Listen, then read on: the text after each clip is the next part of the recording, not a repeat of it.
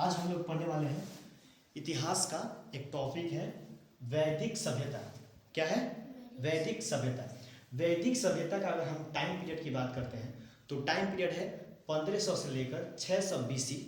अब BC का मतलब क्या होता है? तो BC होता है बिफोर क्राइस्ट, यानी जो हमारे ईसा मसीह थे उनका जन्म हुआ था 1 ईस्वी में, तो उनके जन्म के लगभग 1500 से लेकर 600 साल पहले की यह पीरियड है। अब देखिए, इसमें हम बात करेंगे वैदिक और सभ्यता, दोनों का अर्थ जानने का पहले प्रयास करेंगे। तो सबसे पहला है वैदिक। तो वैदिक का मतलब क्या होता है?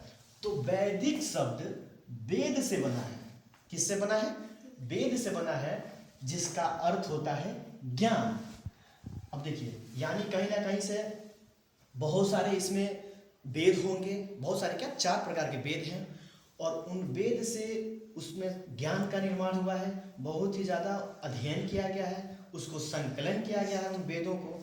और मुख्य रूप से जो वेद थे उनका जो निर्माता थे वो आर्य थे। क्या थे?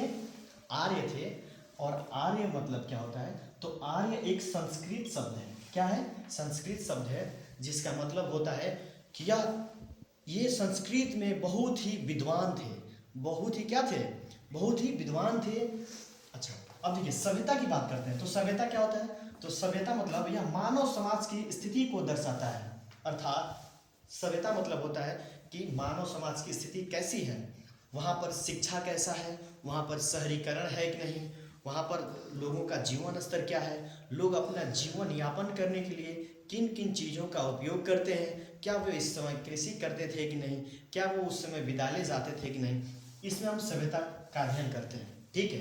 अब देखिए, अगर हम बात करें तो वैदिक ग्रंथ, जैसा हमने बताया कि जो ग्रंथ होते हैं वो मुख्य रूप से कितने होते हैं? 4 होते हैं। तो वैदिक ग्रंथ कितने हैं? 4 हैं, जिसमें सबसे पहला है ऋग्वेद। सबसे पहला कौन है? ऋग्वेद। उसके बाद नंबर 2 पर आता है सामवेद, नंबर 3 पर यजुर्वेद, नंबर 4 पर अथर्ववेद। वेद कंप्लीट हो गया। अब देखिए, इस वैदिक सभ्यता को हम लोग 2 भागों में बांटते हैं। कितने भागों में बांटते हैं? 2 भागों में। सबसे पहला है पूर्व वैदिक काल, इसको इंग्लिश में बोलते हैं प्री वैदिक पीरियड, जिसका टाइम पीरियड है 1500 से लेके 1000 BC।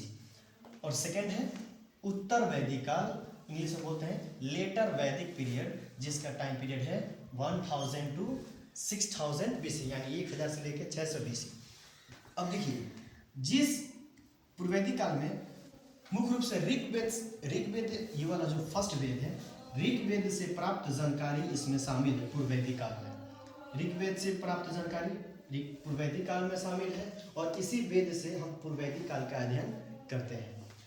अगला है उत्तर वैदिक काल, जिसमें सामवेद, यजुर्वेद और अथर्ववेद, इन तीनों वेदों से हम उत्तर वैदिक काल का अध्ययन करते हैं।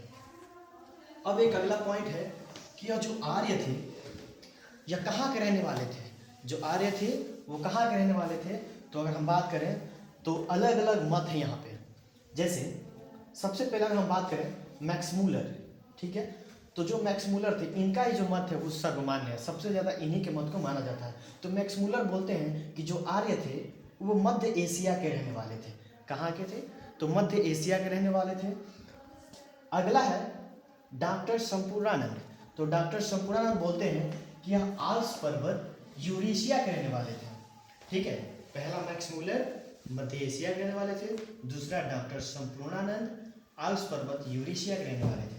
अगला है बाल गंगाधर तिलक।